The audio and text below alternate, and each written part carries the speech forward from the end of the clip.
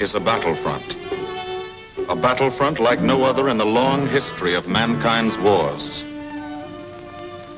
This is an air front.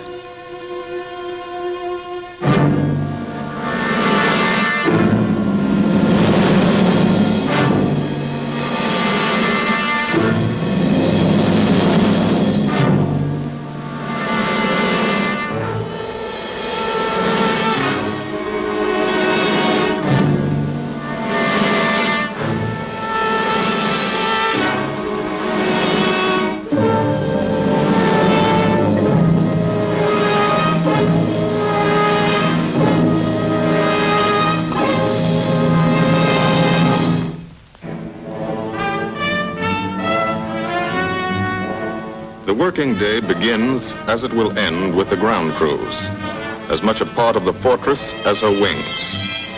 If you're a mechanic, you've got your own bomber. You get attached to it.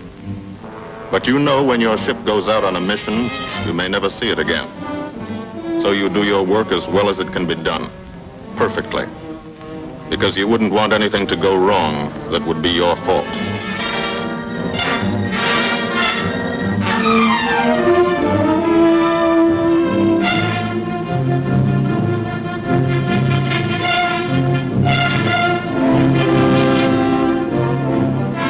Today, the bombs will be taken from these bomb dumps somewhere in England and delivered to specific points in Wilhelmshaven, Germany.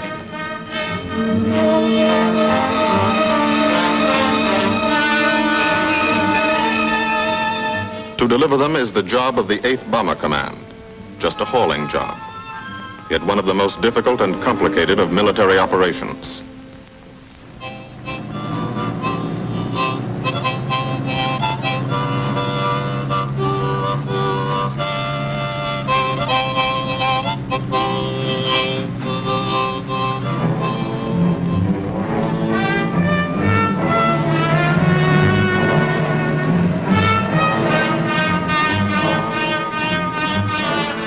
General purpose demolition bombs, impact velocity as high as 750 miles an hour, pierce 5 inches of armor plate, destroy a factory.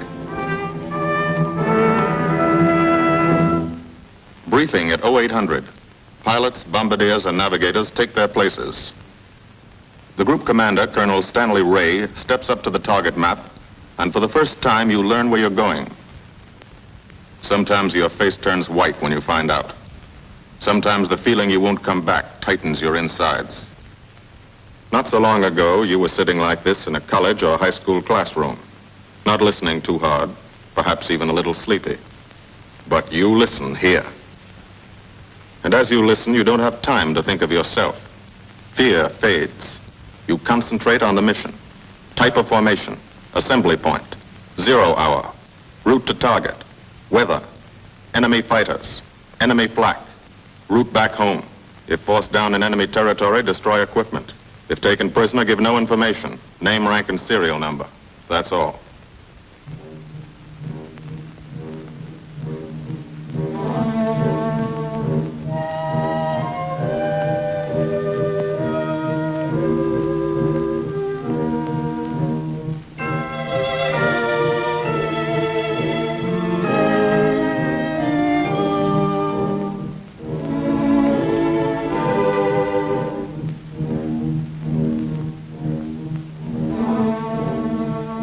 These are the passengers with one-way tickets.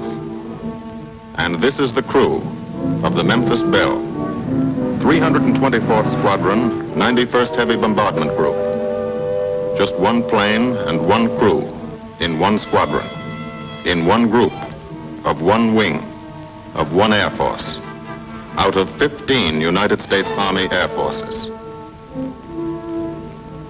Well, fellas, we've never had an easy ride over there yet. And today won't be any different. No escort except unfriendly. So keep your eyes peeled. Don't get excited and yell when you're talking on the intercom. Save your ammunition and make your shots count. And let me know what goes on back there, Quinlan. Yes, sir. Stay on the ball, gang, and she'll bring us back like she's always done. Okay? Let's go.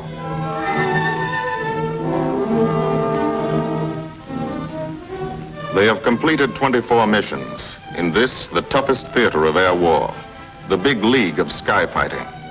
Their experience is priceless. And so, if the Memphis Belle comes back this afternoon, they will be sent to bring the vital lessons they have learned to thousands of air crew men in training at home. Home is America.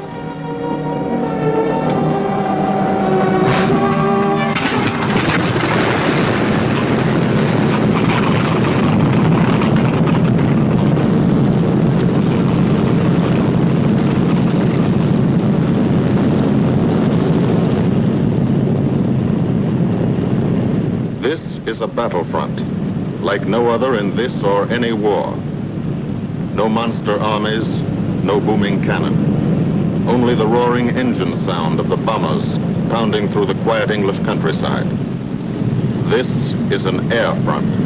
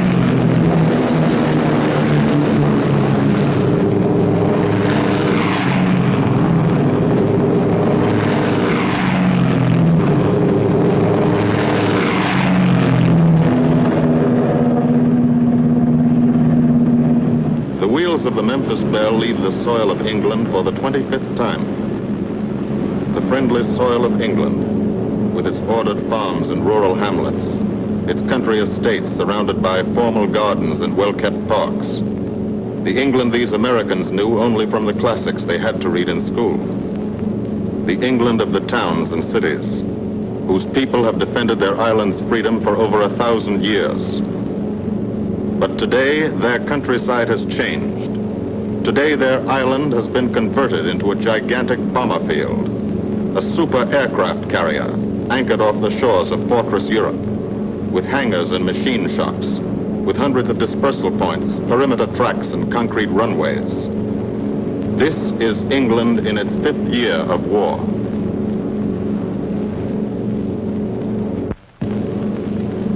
And this is the new battlefront, the air front, from which we seek out the enemy.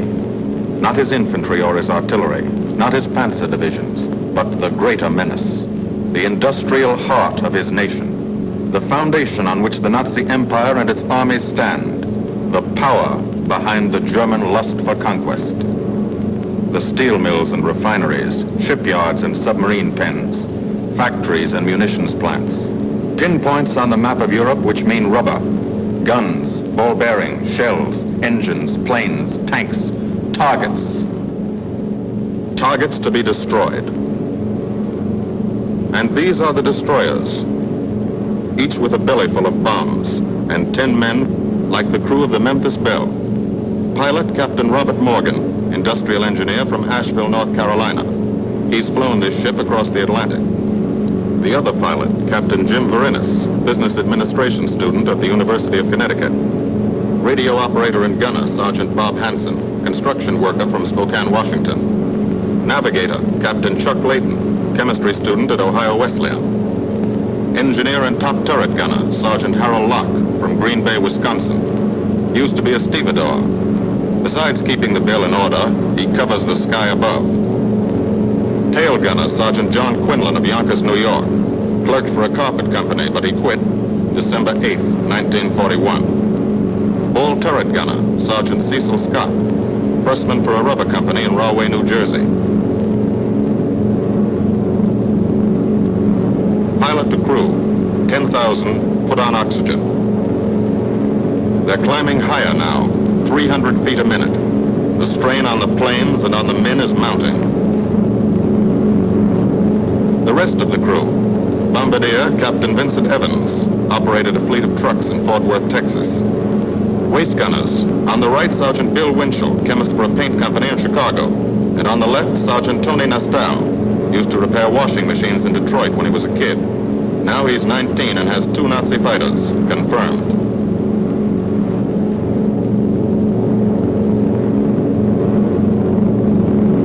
It takes all of a pilot's strength to keep a 30-ton fortress in tight formation. But the formation is the bomber's best defense against enemy fighters. The planes are deployed to uncover every gun, stepped up and down, echelon to the right and left, arranged to overcome the danger of gunners firing into friendly ships, arranged so concentrated cones of fire from the caliber 50 machine guns cover the sky for 1,000 yards in every direction.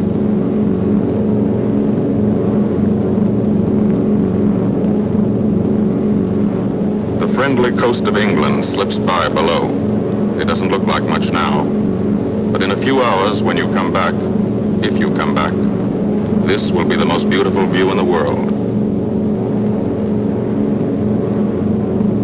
Higher and higher, climbing to reach your best operational altitude, 25,000 feet, 5 miles straight up.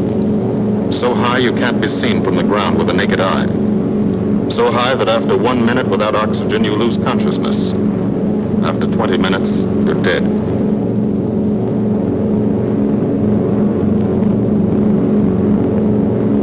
From now to the target, you go about your routine duties, plot your course, check your equipment, and wait, and think. Higher and colder. Temperature, 40 degrees, below zero. Take off your glove and you lose some fingers. You look out at the strange world beyond, reflections in plexiglass, like nothing you ever saw before, outside of a dream.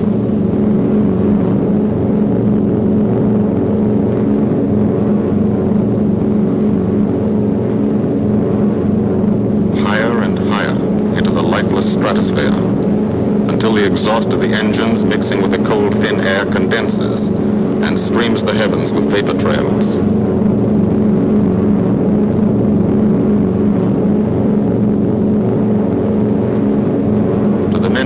They're far from beautiful, for they point like beckoning fingers to the formation, signposts in the sky for the enemy to spot us.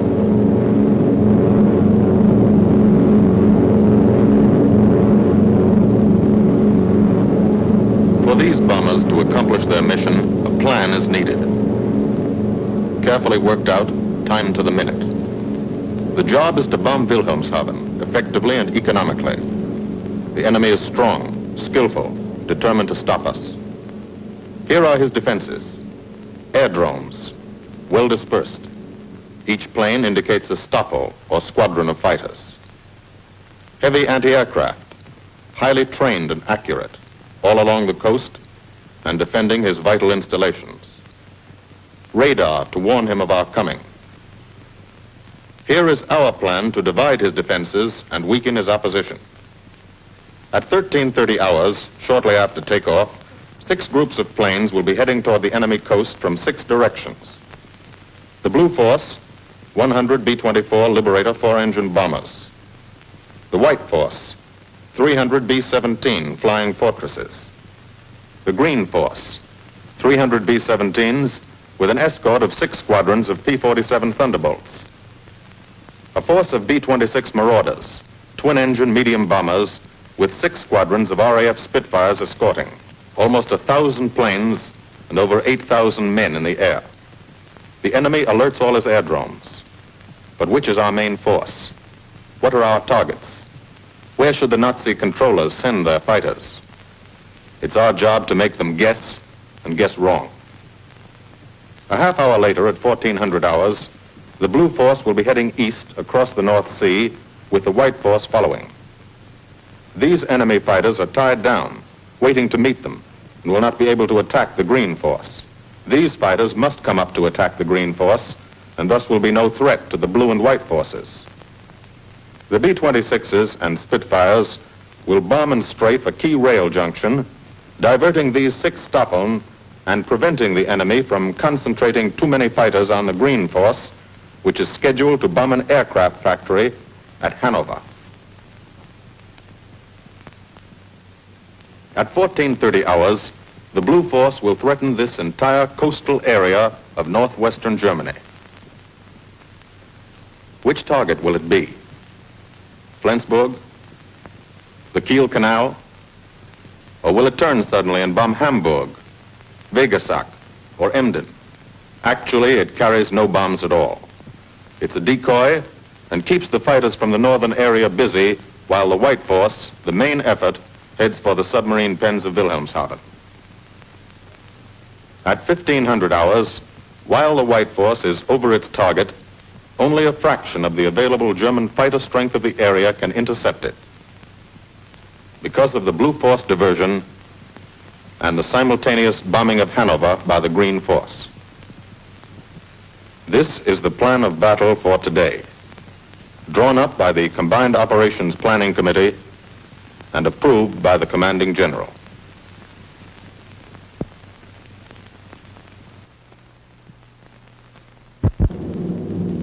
The White Force, lead group, low squadron. We've crossed the invisible line of enemy radar. The Hun is expecting us.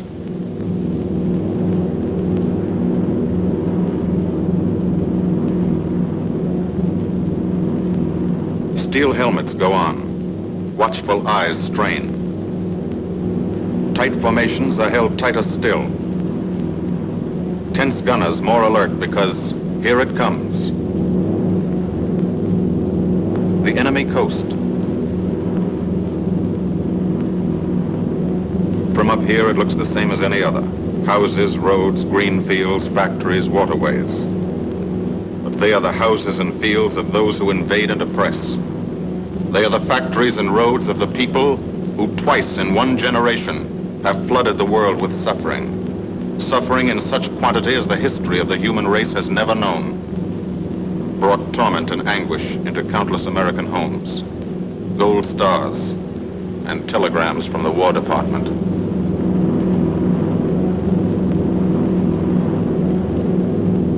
The first flak, just harmless-looking, silent puffs of smoke. Only each puff is a shell exploding, throwing shrapnel around the sky.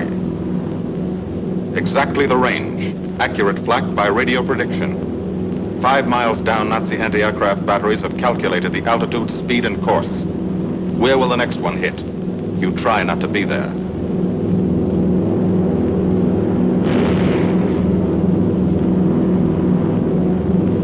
The docks and submarine pens of Wilhelmshaven. Approach to the target starts. No smoke screen can protect it.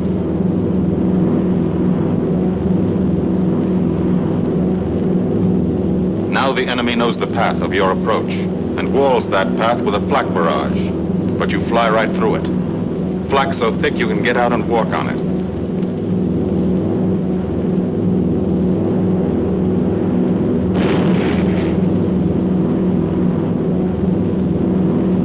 Morgan changes course every 15 seconds. Evasive action to confuse the flak batteries.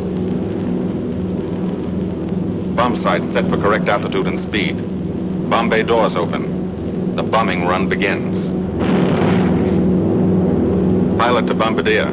Okay, Vin, you've got it. Now Evans flies the Memphis Belle, controlling it through the bomb sight. And now we are most vulnerable. Committed to our bombing run, we can't dodge flak or fighters. Here's the first.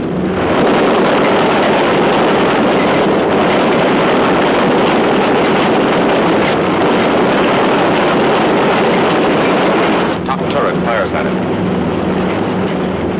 must ignore the battle. Crosshairs lined up on target. Adjustments for wind drift made. 2 more fighters diving from 9 o'clock. Flak now has the range too. They've hit this fort, but he keeps on his bombing run.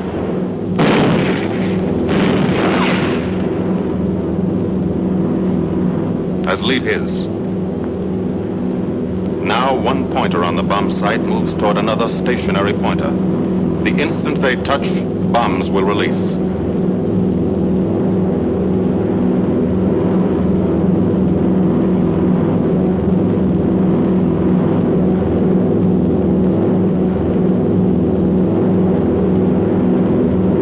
They touch. Bombs away.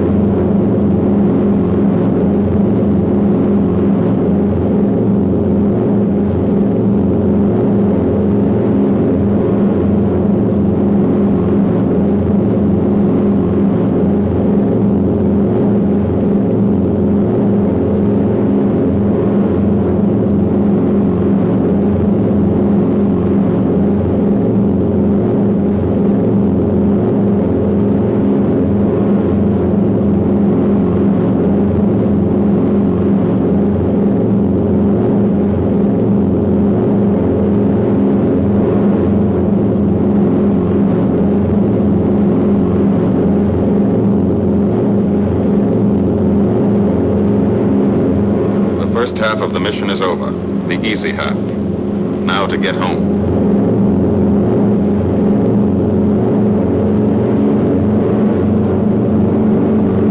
The flak stops. That means fighters out there somewhere. A staffer lurking behind that cloud, or hiding up in the sun where the glare blinds you and you can't see them, waiting to dive down on you. Fighters at 6 o'clock.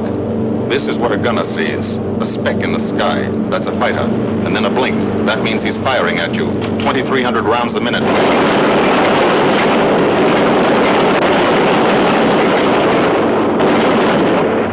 In a running battle, one of the most important instruments is the interphone. There's 4 of them, 1 o'clock high. They're coming around, watch.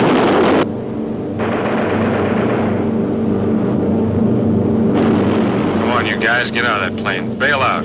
There's one. He come out of the bomb bay. Yeah, I see him. There's a tail gunner coming out. Watch out for fighters. Keep your eye on them, Bill. See any parachutes, Quinlan? 2 parachutes open. Flag at 9 o'clock. 8 men still in that B-17. Come on, the rest of you guys. Get out of there. Come on, bail So out. far, there's 3 more shoots. Flak, 11 o'clock. Fine. Save the ammunition as much as possible.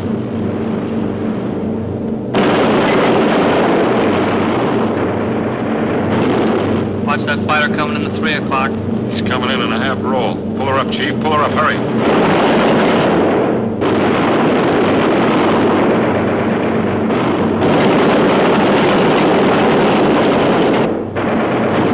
This fortress is hurt.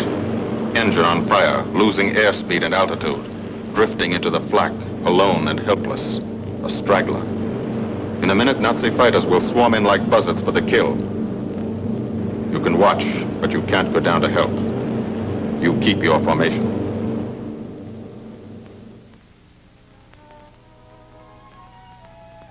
Here, too, the mission is being flown.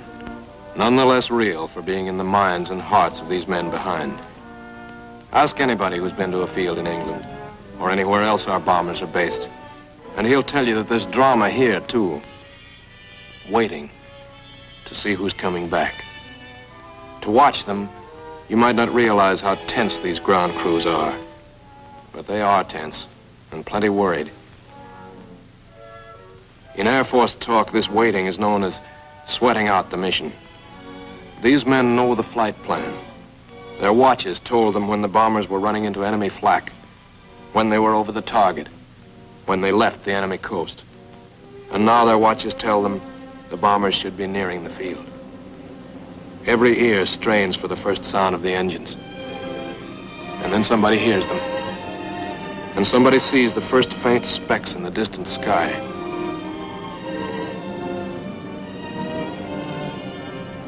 Every face turns to see and count. The watchers try to read the numbers on the ships. These planes have priority to land first. The colored flares mean wounded aboard. In the hospital window, these watching men know what that means. They know what it feels like to lie on a bouncing fortress floor for hundreds of miles through the frozen stratosphere in great pain, with the other men in your crew fighting to keep you alive until they hit the field. The field. Home. It'll be okay then, because there'll be medical care, the best, as soon as the wheels of your plane stop rolling.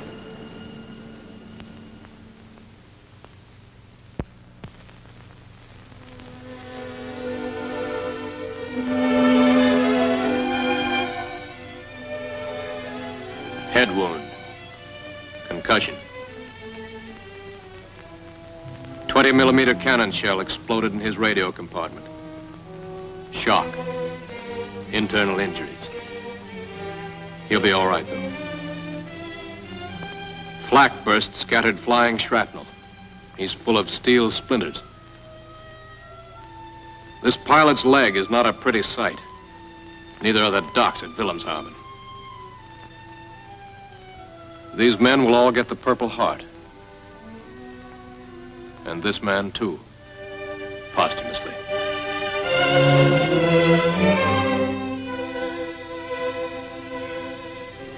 A transfusion right in the plane. This gunner is too weak to be moved. The new life-giving blood flowing into his veins might be the blood of a high school girl in Des Moines, a miner in Alabama, a movie star in Hollywood, or it might be your blood. Whosever it is, thanks. 36 planes left this field this morning. Now 6 more arrive. That makes 20 home. And this one's 21. More wounded aboard.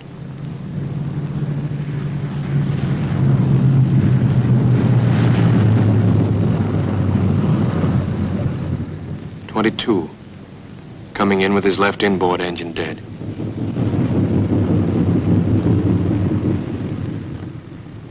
23, with a feathered prop on his left outboard engine. 24, Southern Comfort, with a chunk of tail gone. 25, they flew home on their luck. 26, not a scratch. The control tower learns that 2 more landed at a British field to the south. 1 a crash landing, crew safe. That makes 28. 29. A rough landing, but her pilot's badly hurt. It's a wonder he brought her back at all. 29 planes back, so far. 29 out of 36. Our losses were heavy, but the enemy's were far heavier. We destroyed a German aircraft factory, a rail junction, submarine pens, docks and harbor installations. That's specific, known damage. But who can tell the number of German torpedoes that will not be fired, the number of our convoys that will get through now, the soldiers and seamen's lives that will be saved, or the battles that will be won instead of lost because of what these bombers and airmen did today.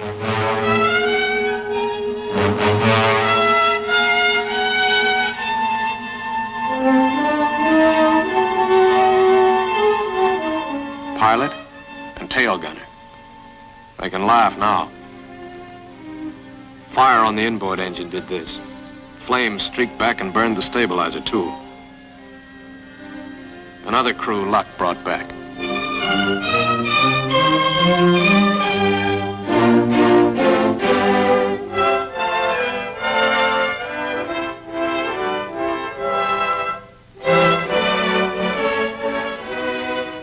Here's old Belle,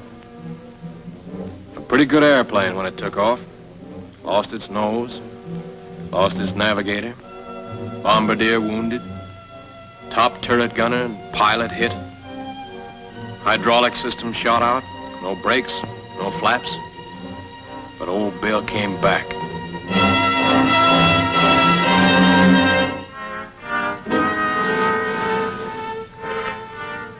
Now, among the returned crew members, talk flows like a river, talking out every detail of the mission. These are the faces of combat, faces of Americans who have watched their comrades die, faces that can never forget the enemy, and they're in no mood to have their picture taken.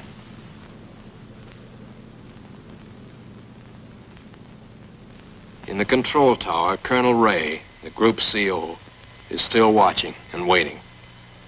And then he spots the last flight. 3 more planes. And one of them is the ship everyone has been pulling for. The Memphis Belle. The last few miles of this trip have been a joyride. The strain is over. They can leave their guns now. Now they know they're going to go home. To Spokane, Green Bay, Asheville, Detroit, Chicago, Fort Worth, and Yonkers.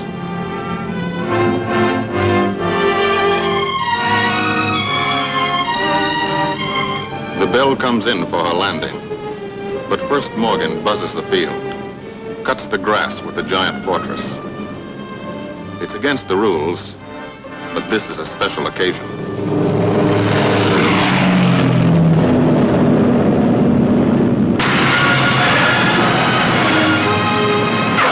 The wheels of the Memphis Belle come back to the soil of England for the 25th time.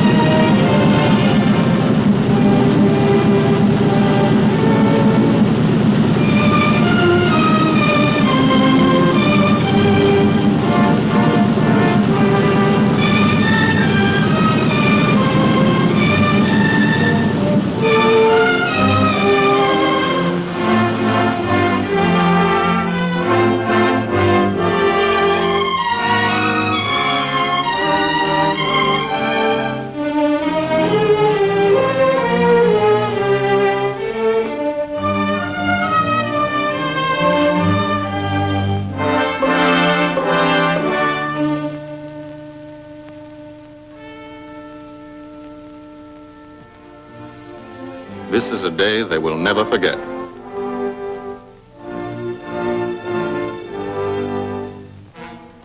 Another great day soon after, Brigadier General Hansel visited the field and presented the Distinguished Flying Cross to every member of the crew.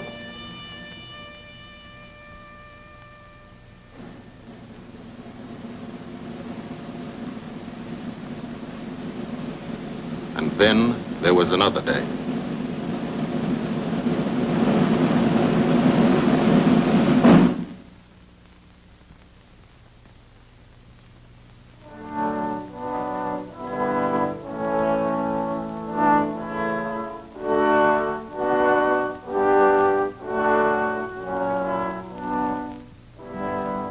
Their Majesties, the King and Queen of England.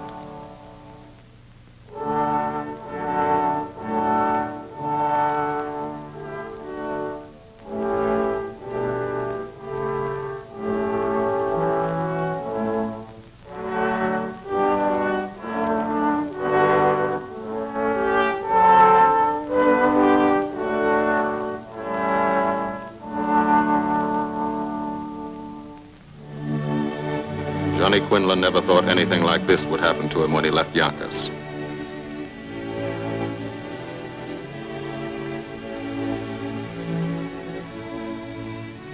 The ground crew were a little self-conscious about being dressed in fatigues, but the Queen thought they were very nice.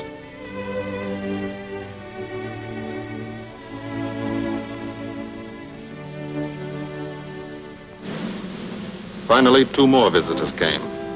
General Acre, commanding the 8th Air Force, and General Devers, U.S. commander of the European Theater. The Belle crew received them in flying clothes. as General Acre read the order for what he called their 26th and most important mission. Return to America to train new crews and to tell the people what we're doing here. To thank them for their help and support and tell them to keep it up so we can keep it up. So we can bomb the enemy again and again and again until he has had enough. And then we can all come home.